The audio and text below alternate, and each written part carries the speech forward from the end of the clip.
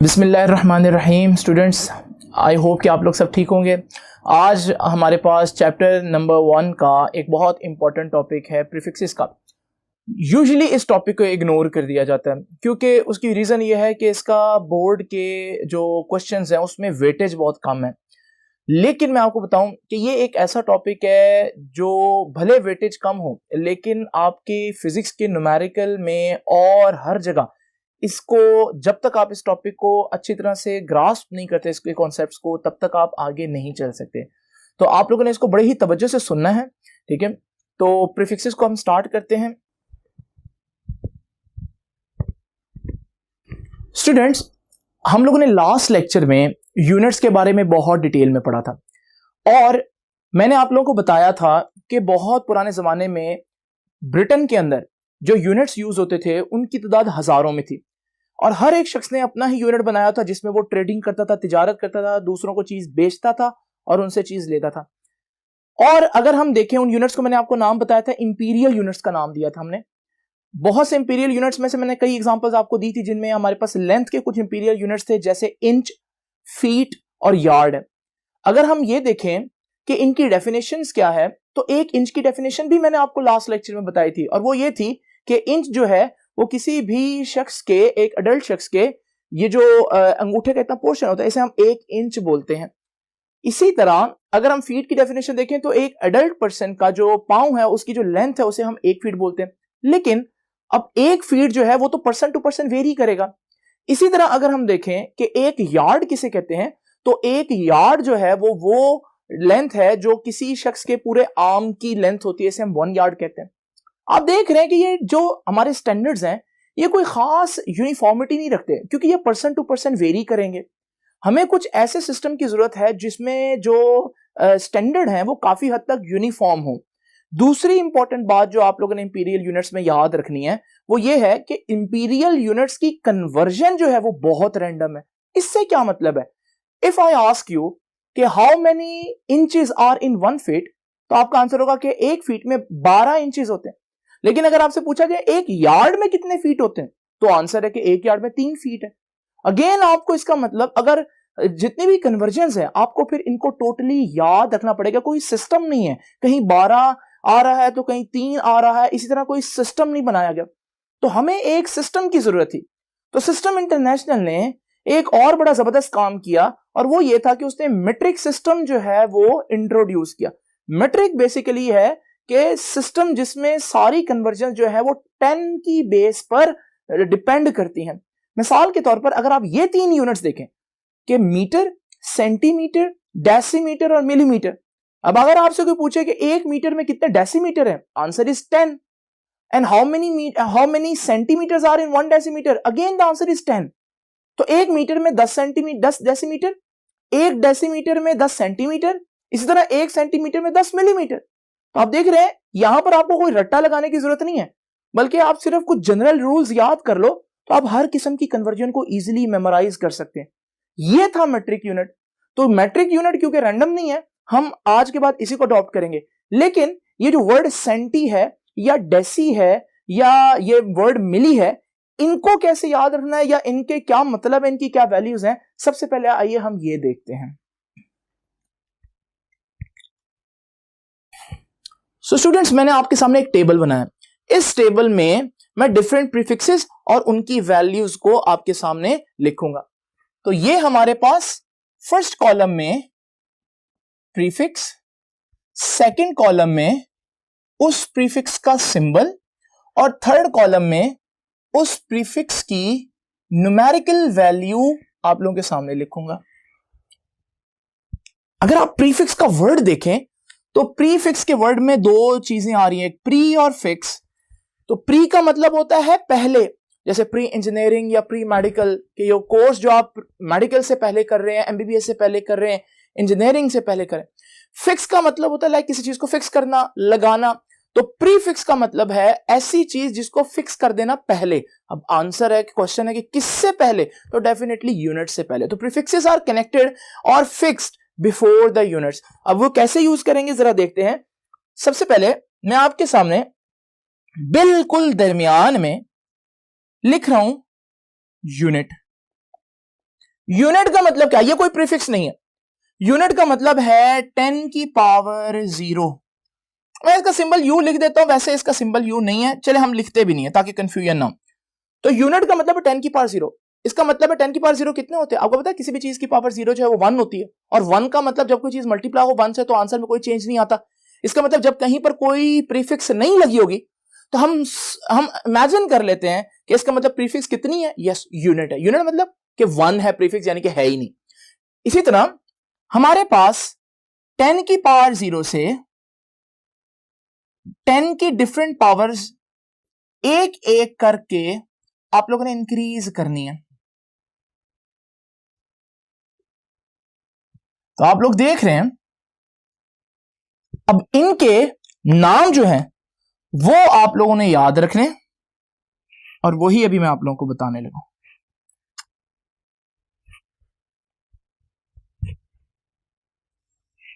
सो ये देखिए,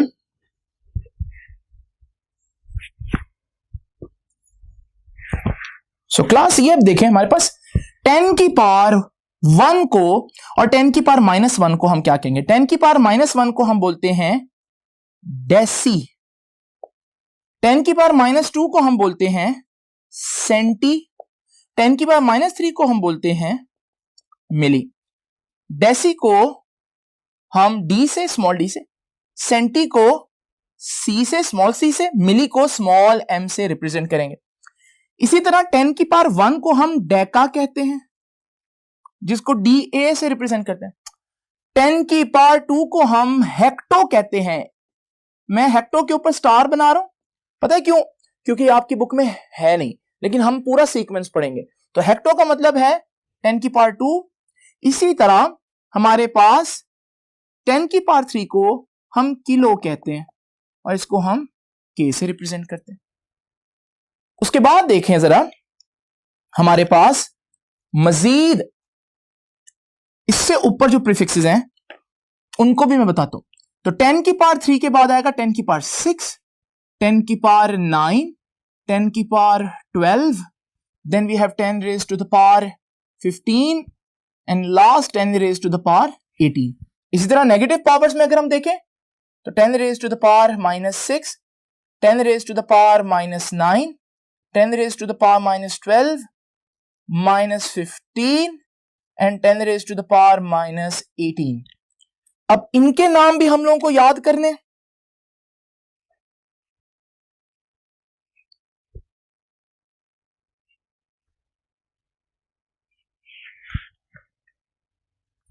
सो अब देखते हैं इनके नाम और इनके symbols. Class 10 raise to the power 6 को हम कहते हैं मेगा। ये मेगा वही है जिसको आप डेली लाइफ में मिलियन बोलते हैं, 10 लाख। इसी तरह 10 रेज टू द पावर 9 को हम गीगा कहते हैं फिजिक्स की लैंग्वेज में, आम डेली लाइफ में आप इसको बिलियन कहते हैं। और इसी तरह फिर हमारे पास टेरा है, then we have exa, then we have peta, and then we have ex. इसी तरह जो हमारे पास पावर्स नेगेटिव में चल रही हैं, 10 रेज पर -6 को हम कहते हैं माइक्रो, 10 रेज पर -9 को हम कहते हैं नैनो, 10 रेज पर -12 को हम कहते हैं पीको, उसके बाद फेम्टो, और देन वी हैव एटो। अब याद रखिएगा इनके सिंबल्स। माइक्रो का जो सिंबल है वो आप केमिस्ट्री में भी पढ़ के आए हैं कि ये माइक्रो को हम लैटिन वर्ड से रिप्रेजेंट करते हैं, लैटिन अल्फाबेट। नैनो के लिए वैसे ही स्मॉल एन, पीको के लिए स्मॉल पी, फेम्टो के लिए स्मॉल एफ, और एटो के लिए स्मॉल ए।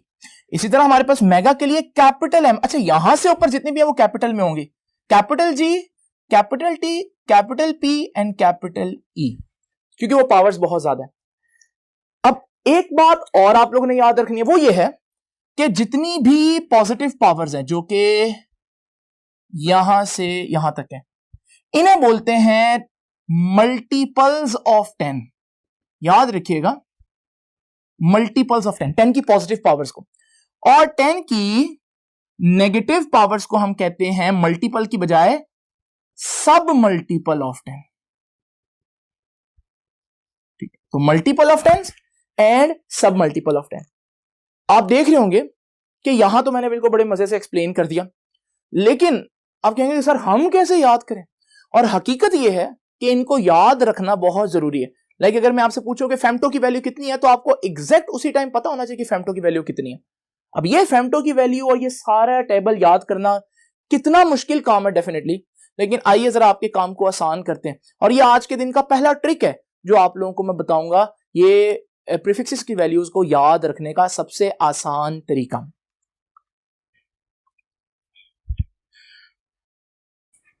नाउ स्टूडेंट्स, जरा इमेजिन करें फिर से वही टेबल जो मैंने अभी व्हाइट बोर्ड पर बनाया। अगर आपने नोट किया हो, इस टेबल के दरमियान में जो वैल्यूज मैंने ब्लू से लिखी हैं, अगर आप उन वैल्यूज को देखें, उनमें एक कॉमन बात आपको नजर आ रही है। यस, और वो बात यह है कि जब आप नीचे से ऊपर जा रहे हैं तो प्रीफिक्स की पावर जस्ट 1 by 1 इंक्रीज करिए। तो देखिए मिली 10 की पावर -3 है, तो सेंटी -2 है, 1 ऐड हुआ, और फिर डेसी -1 है, फिर 1 ऐड हुआ, फिर यूनिट आ जाता है 0, वो भी 1 ऐड होने से आता है। तो मैंने जो दरमियान में ब्लू लिखे ना, इनके लिए मेरे पास एक अलग तरीका है याद रखने का। जरा इमेजिन करें, अगर मैं आपको बोलूं एक सेंटेंस याद करने को, और वो सेंटेंस ये है, king Henry died unexpectedly drinking chocolate milk. इससे परेशान होने की जरूरत नहीं है कि वो क्यों मर गया चॉकलेट मिल्क से, आप माइलो वगैरह इजीली यूज कर सकते हैं। जस्ट एक फ्रेज है, सिर्फ इस फ्रेज को याद करके प्रीफिक्सेस याद करने में कैसे आसानी हो सकती है, जरा देखते हैं। इन सब का पहला पहला लेटर देखें, और अगर आप देखेंगे ये पहले लेटर्स यूज करें, और यही आपकी वो दरमियान की प्रीफिक्सेस है जिनमें 1 का डिफरेंस है। देखा, अब आप लोग अगर ये एक सेंटेंस याद कर लें तो ये 7 प्रीफिक्सेस इजीली याद हो सकती। बाकी रह गई जो हमारे पास एक्सट्रीम की प्रीफिक्सेस हैं, 10 की पावर 6 से ऊपर और 10 की पावर -6 से ऊपर, उसको भी देखते हैं। अब अगर आप देखें ये जो मैंने रेड में शो किए हैं प्रीफिक्सेस, इनको अगर आप देखें तो जबरदस्त बात यह है कि इसके लिए भी एक सेंटेंस है हमारे पास, और वो सेंटेंस क्या है उसको भी जरा देख लेते हैं। Every player that gets mad may never play football again. और ऐसा ही होता है ना, लेकिन ये सेंटेंस हमारे किस काम का है? अगेन अगर आप इस पूरे सेंटेंस के हर वर्ड को पहला पहला लेटर देखें, तो ये डिटेल से आप देखेंगे कि आपके पास हर एक का पहला लेटर जो है वो क्या बन रहा है, प्रीफिक्सेस का इनिशियल लेटर बन। तो कितना आसान तरीका है इन प्रीफिक्सेस को याद करने का। तो एक दफा आप प्रीफिक्सेस याद कर लें तो बाकी का काम आसान है। लेकिन बाकी का काम है क्या? एक तो ये सिंपल एमसीक्यूज आते हैं। एमसीक्यूज क्या आएगा? एटो की वैल्यू बताएं, फेम्टो की वैल्यू बताएं, फेम्टो की वैल्यू 10 की पावर -15 है, एटो की वैल्यू 10 की पावर -18 है, किलो की वैल्यू बताएं। लेकिन इंपॉर्टेंट चीज क्या है? इंपॉर्टेंट चीज है इनको एक दूसरे में किस तरह से हम कन्वर्ट कर सकते हैं। तो अभी हम बहुत इंपॉर्टेंट आर्टिकल पढ़ने जा रहे हैं, और वो क्या है? वो है इनकी आपस में कन्वर्जन। और यही हमें प्रॉब्लम था कहां पर? इंपीरियल यूनिट्स में, कि फुट को इंच में और इंच को यार्ड में जब हम कन्वर्ट करने लगते हैं तो हमें हर जगह पर याद रखना पड़ता है। यहां हम ऐसा नहीं करेंगे, यहां हम एक छोटा सा ट्रिक याद रखेंगे और हम हर किस्म की कन्वर्जन बताएं। मैं फिर बोल रहा हूं कि आप लोग इसको अच्छे तरीके से नोट कीजिए, क्योंकि ये आर्टिकल एज इन तो नहीं अब पूछा जाता बहुत ज्यादा, लेकिन आपके बाकी आर्टिकल्स और जितनी भी कन्वर्जन न्यूमेरिकल में आप लोगों ने इस बुक के एंड तक करनी है, वो सारी जिसका ये टॉपिक स्ट्रांग होगा वही कर पाएगा। तो आइए देखते हैं ये कन्वर्जन हम लोगों ने कैसे सीखनी। तो क्लास अभी मैंने आपको एक्सप्लेन किया कि आप लोगों ने किस तरह से प्रीफिक्सेस की इन वैल्यूज को याद करना है। तो अब आप लोगों ने इस प्रीफिक्सेस की वैल्यूज को याद रखना है। मैंने यहां पर ये टेबल अभी इरेज नहीं करूंगा, ये आप लोगों के सामने रहेगा, ताकि एक दफा यहां पर हम अगर अभी ज़बानी आपको नहीं याद हुई, आप लेक्चर के बाद याद करेंगे, तब तक हम इसको जो है वो यूज कर सके टेबल को। तो जरा देखिए, मैं अपने कन्वर्जन को 3 पार्ट्स में डिवाइड कर देता हूं। सो कन्वर्जन नंबर 1 पढ़ते हैं। कन्वर्जन नंबर 1 आपको क्या आनी चाहिए? सिंपल बात करता हूं, यूनिट से प्रीफिक्स में जाना हो तो कैसे जाते हैं? यूनिट से प्रीफिक्स में जाना हो तो कैसे जाएंगे? अब जरा देखते हैं, पहले तो समझिए इसका मतलब क्या है। जरा देखते हैं, एक एग्जांपल लेकर चलता हूं। ये देखिए जी, मैं आपसे पूछता हूं हाउ मेनी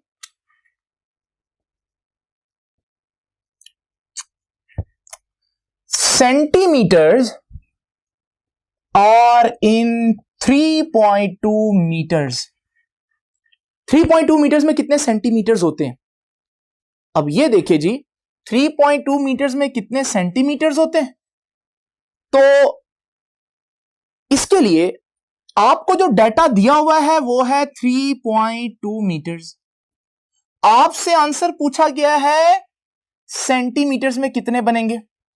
तो देखो आपको आंसर में दिया हुआ था यूनिट, ये देखो मैंने लिखा, और आप क्वेश्चन में आंसर दिया, क्वेश्चन में आपको यूनिट दिया होता और आपने आंसर में निकालना है, प्रीफिक्स लगानी है आपने। तो आपने यूनिट से प्रीफिक्स में जाना है। बहुत आसान रूल है, याद रखिएगा जब आपने ऐसा करना हो कि यूनिट को हटाने और प्रीफिक्स लेकर आनी है उसकी जगह। तो रूल सिंपल है कि you have to divide by the value of prefix. आपको प्रीफिक्स की वैल्यू से डिवाइड करनी पड़ेगी। लो भाई करते हैं इसको सॉल्व। 3.2 मीटर है, हमें किसमें आंसर चाहिए? सेंटीमीटर्स में। अब 3.2 तो एज इट इज आना ही आना है, लेकिन हमने सेंटीमीटर लगाना है यहां पर, तो सेंटीमीटर लगाएंगे, लेकिन उसके लिए हमें सेंटीमीटर की वैल्यू से डिवाइड भी करना पड़ेगा। अभी सेंटीमीटर की वैल्यू अगर आप देखें स्टेबल के अंदर, तो सेंटीमीटर की वैल्यू स्टेबल के अंदर 10⁻² है, तो आपको 10⁻² से डिवाइड करना पड़ेगा और आप इसको सॉल्व कर लें और आपका आंसर आ जाएगा। और आंसर क्या आएगा? 3.2 इंटू 10⁻² ऊपर जाकर +2 हो जाएगा, तो 3.2 इंटू 10⁻² सेंटीमीटर। हाँ, ये और बात है कि आप इसको मजीद 10 की पावर खत्म करके इसको 320 सेंटीमीटर लिख लें। वो आपकी जो है ना, अगर उसने नहीं कहा हुआ कि साइंटिफिक नोटेशन में लिखें या किसी और में, तो फिर आप इसको अपनी मर्जी से कर सकते हैं। बहरहाल ये आपका आंसर है। So you have converted 3.2 metre into 320 centimetre. तो ये इसका तरीका है कि अगर आप लोगों ने यूनिट से प्रीफिक्स में जाना है। नेक्स्ट कन्वर्जन देखते हैं, और ये आपको बहुत जगहों पर करना पड़ेगा, न्यूमेरिकल्स के अंदर बेतहाशा दफा करना है ये, इसको ग्रिप करें अच्छे तरह से। सो कन्वर्जन नंबर 2, अभी आप समझ गए कन्वर्जन नंबर 2 एक्चुअली इसका ऑपोजिट होगा, जिसमें प्रीफिक्स से आपको यूनिट में जाना होगा। और फिर आप ये भी समझ गए होंगे कि अगर प्रीफिक्स से यूनिट में जाना है तो फिर हमारे पास रूल क्या होगा? रूल ये होगा, यू हैव टू, पहले क्या था, divide by value of prefix, तो अब क्या होगा? You have to, yes, multiply the value of prefix. You have to multiply the value of prefix. मिसाल के तौर पर अगेन एक एग्जांपल लेते हैं। एग्जाम्पल कुछ इस तरह से है। एग्जाम्पल ये है कि हाउ मेनी, अच्छा हाउ मेनी, मैं स्टेटमेंट थोड़ी सी चेंज कर देता हूं। Convert 50 millimetres into metres. यूं भी आ सकती है, स्टेटमेंट का क्या है, वो तो किसी तरह भी वर्ड जो है वो वर्ड्स को थोड़ा बहुत चेंज कर सकता है। अब जरा देखिए आपको डाटा किसमें दिया हुआ है? 50 मिलीमीटर। आपने किसमें लेकर आना है आंसर? मीटर्स में। अब आप मुझे बताएं कि आपने प्रीफिक्स लगानी है या प्रीफिक्स हटानी है।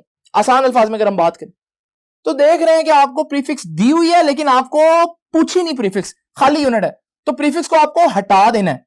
अब 50 तो आना ही आना है, लेकिन प्रीफिक्स को हटाना है, उसकी कॉस्ट आपको क्या करनी पड़ेगी कि प्रीफिक्स की वैल्यू से आपको मल्टीप्लाई करना पड़ेगा। अगेन आपको मिली की वैल्यू आनी चाहिए, आप टेबल से देख सकते हैं, मैं आपको बता देता हूं 10⁻³ है। अब यही आपका आंसर है। बस ये है कि आप इसको मजीद सॉल्व कर सकते हैं। 10⁻³ इसको आप लिख सकते हैं 0.05 मीटर्स। तो आपने देखा कि किस तरह से दो कन्वर्जन हम लोगों ने आसानी से कर ली, और ये बहुत सी जगहों पर आपको करना पड़ेगा। कभी वो आपको वैल्यू सेंटीमीटर में पूछा होगा, ग्राम्स में पूछा होगा, किलोग्राम, मिलीग्राम, ये तो सिस्टम चलता जाएगा और ये आप लोगों को ग्रिप करनी पड़ेगी अच्छी तरह से। अब आप सोच रहे होंगे तीसरी कन्वर्जन कौन सी है, क्योंकि दो तो हो गई हैं कि प्रीफिक्स से यूनिट में भी चला गया, यूनिट से प्रीफिक्स में भी चला गया, तीसरी कौन सी हो सकती है? तो तीसरी जरा ध्यान से देखिएगा।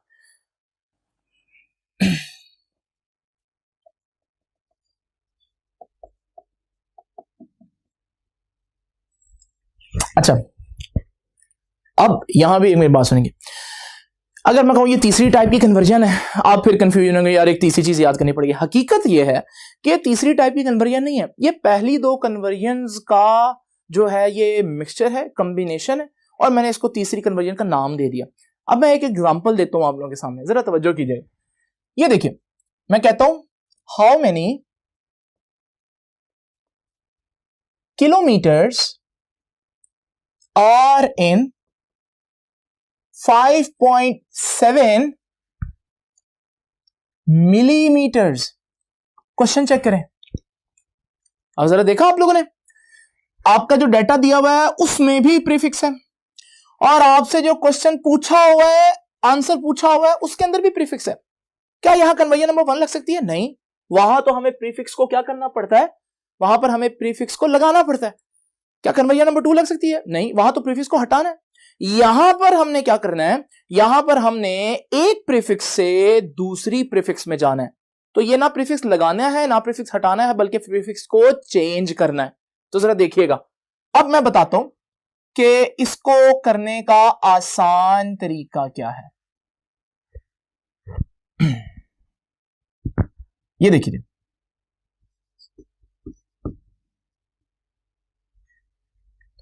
तो आपको आंसर निकालना है किस में, किलोमीटर्स में, दिया किस में हुआ है, मिलीमीटर्स में। लो भाई, मैं आपको एक शॉर्टकट बताता हूं। आप सोचें, पहले आपने मिली को हटाना है। जब आप मिली को हटा दोगे, प्रीफिक्स हट गई, तो बाकी क्या रह गया, मीटर रह गया। जब आपके पास मीटर हो सिर्फ, तो क्या आप किलोमीटर में जा सकते हैं? यस, आपको सिर्फ क्या करना है, किलो को लगा देना है वापस। यानी कि एक्चुअली फर्स्ट स्टेप में हमें मिली को हटाना है, और जब मिली को हम हटाएंगे, आपको पता है ना, जब भी प्रीफिक्स हटाते हैं तो उसकी वैल्यू से मल्टीप्लाई करते हैं। क्या वैल्यू है उसकी प्रीफिक्स की? मिली की वैल्यू थी 10⁻³ इसको आप याद कर लें। अब आज तो मैं बता रहा हूं। उसके बाद जब आपका आंसर एक दफा मीटर में आ गया, फिर आपने किलोमीटर में जाना है। अब आपने प्रीफिक्स लगानी है, जो नई प्रीफिक्स लगानी वो किलो है, उसकी वैल्यू से आपको क्या करना पड़ेगा, यस, डिवाइड करना पड़ेगा। और किलो की वैल्यू कितनी होती है, 10⁻³ तो जरा देखते हैं इसका सॉल्यूशन क्या बनेगा। इसका सॉल्यूशन है कुछ इस तरह से।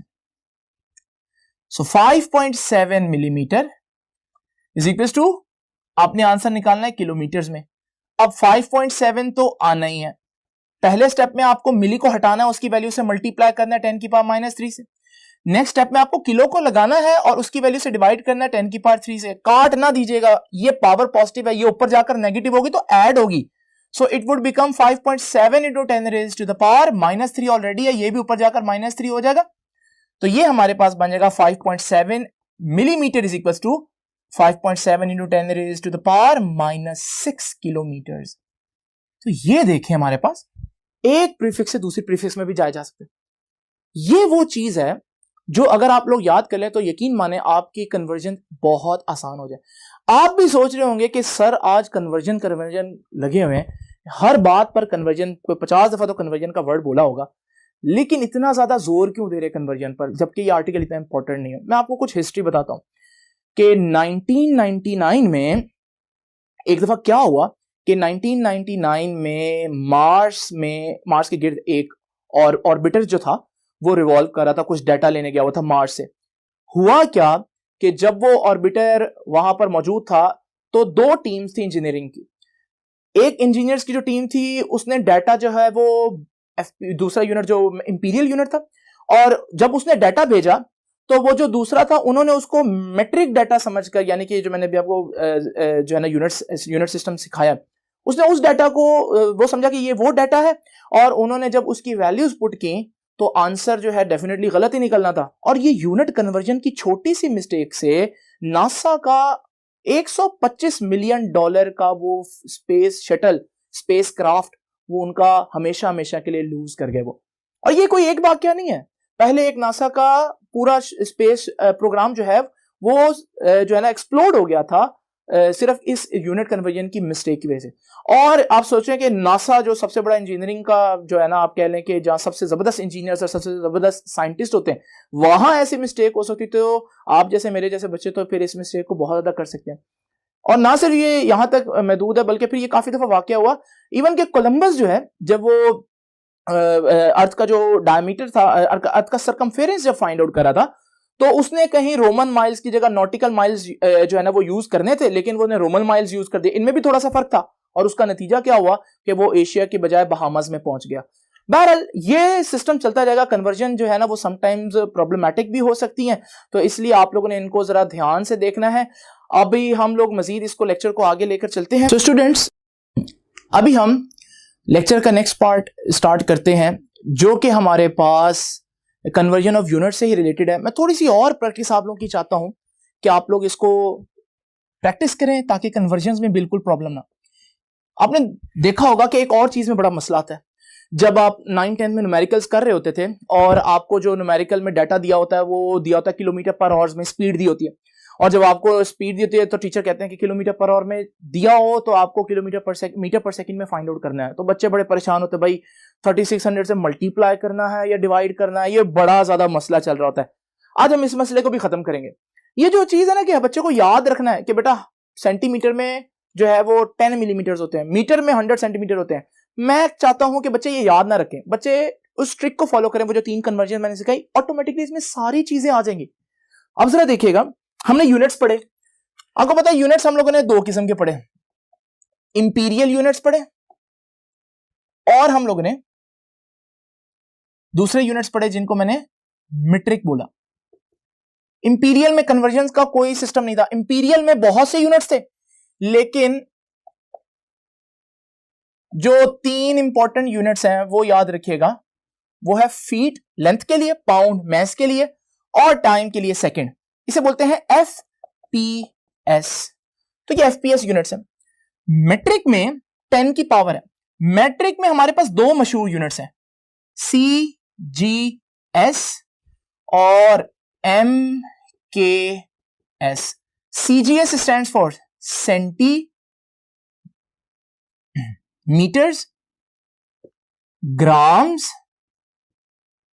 And seconds. यानी कि सेंटीमीटर लेंथ के लिए यूज होगा, ग्राम्स यूज होगा जो मैस के लिए, और टाइम के लिए सेकंड यूज होगा, CGS। इसी तरह एक यूनिट है MKS। MKS में लेंथ के लिए मीटर यूज होगा और किलोग्राम यूज होगा मैस के लिए, और सेकंड यूज होगा टाइम के लिए। सबसे पहले तो एक बात देखें, जो भी इनमें से यूनिट्स है एक बात कॉमन है, और वो कॉमन बात क्या है? वो कॉमन बात सेकंड है, कि सेकंड टाइम जो है वो सब में सेकंड में मेजर हो रहा है। बाकी फर्क आ रहा है मैस और लेंथ के यूनिट्स में। ये MKSC है, जहां से मजीद फिर वो मैंने आपको बताया था ना कि 4 यूनिट्स ऐड किए, और जब इसकी एक्सटेंशन हुई तो फिर हमारे पास वो 4 यूनिट ऐड करके 7 यूनिट हो गए, और वो SI है। ये भी एक बड़ा अच्छा MCQ है कि SI यूनिट जो है वो MKS की एक्सटेंशन है, क्योंकि MKS भी है उसमें 3 वो वाले, और 4 एक्स्ट्रा ऐड किए थे जो मैंने आपको बताया था, मोल और कैंडेला वगैरह। इन दोनों को आपस में कन्वर्ट करना बहुत जरूरी है। मैं आपको सिंपल 2 कन्वर्जन बता रहा हूं ताकि आपको इसका थोड़ा आइडिया हो। जरा तवज्जो कीजिएगा।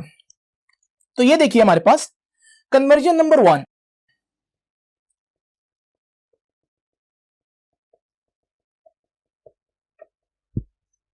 ये देखिए, आपको याद है न्यूटन? जरा इमेजिन करें चैप्टर नंबर 1 का जो मैं पहला लेक्चर दिया था यूनिट्स का, और न्यूटन का मैंने आपको बताया था वो किसके बराबर होता है? तो न्यूटन का बेस में बनता है kilogram metre per second square.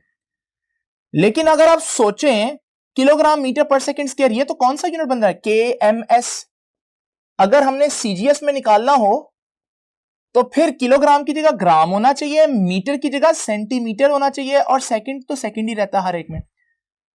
तो आज का क्वेश्चन यही है कि मुझे इसको KMS से CGS में लेकर जाना है, ठीक है? तो किस तरह से लेकर जाएंगे ये कन्वर्जन अब आप लोग जरा ध्यान से देख लें। ये यूनिट टू यूनिट कन्वर्जन है। तो kilogram metre per second square. अब मैं आपको सारा सिखा चुका हूं। जाना किस में है? ग्राम सेंटीमीटर पर सेकंड स्क्वायर में। लो भाई, पहले तो केजी को देखो, किलोग्राम से किस में जाना है? ग्राम्स में जाना है। तरीका बताया ना, किलो को हटाना है, और जब भी प्रीफिक्स को हटाना हो तो उसकी वैल्यू से मल्टीप्लाई करना है। Number 1 conversion. तो किलो की वैल्यू याद है आपको कितनी होती है? 10 की पावर 3। लो जी, 10 की पावर 3 ऊपर आ गया क्योंकि मल्टीप्लाई करना है। अगली बात, मीटर से किसमें लेकर जाना है आपने? सेंटीमीटर। अब यहां पर आपने प्रीफिक्स लगानी है, और जब आपने प्रीफिक्स लगानी हो मीटर से सेंटीमीटर, तो मीटर से सेंटीमीटर में जाने के लिए प्रीफिक्स लगानी है तो आपको वैल्यू से डिवाइड करना पड़ेगा, और 10 की और सेंटी की वैल्यू कितनी होती है 10 की पावर -2। तो ये हमारे पास आंसर है। लेकिन जरा इसको देखते हैं, सिंप्लीफाई करें तो ये 10 की पावर 3 है, -2 ऊपर जाकर +2 हो जाएगा, और ये कितना बन जाएगा, और 7 यूनिट आ जाएगा ग्राम सेंटीमीटर पर सेकंड स्क्वायर। और 10 की पावर 3 + 2 कितना होता है 10 की power 5 gram centimetre per second square. इसको जिस तरह से kilogram metre per second square को न्यूटन बोलते हैं, gram centimetre per second square को हम बोलते हैं dyne. Dyne is another unit of force. लेकिन आप देख रहे हैं कि 1 न्यूटन में 10 की पावर 5 डाइन आए। 10 की पावर 5 कितना होता है, 10 की पावर 5 में 5 जीरोस आते हैं, 1 लाख को बोलते हैं 10 की पावर 5। इसका मतलब 1 न्यूटन में 1 लाख डाइन होते हैं। इसी तरह एक और बड़ा मशहूर यूनिट है, ये बहुत जबरदस्त कन्वर्जन है, इसको याद रखिएगा। कन्वर्जन नंबर 2, एनर्जी का यूनिट आप सबको याद होगा डेफिनेटली। क्या यूनिट था एनर्जी का? Yes, joule. अगर आपको याद हो तो जाउल में किलोग्राम मीटर स्क्वायर पर सेकंड स्क्वायर आता है। सीजी, ये तो एमकेएस है। सीजीएस में क्या बनेगा इसका, किलोग्राम की जगह ग्राम आएगा, मीटर की जगह सेंटीमीटर आ जाएगा, सेकंड एज इट इज रहेगा।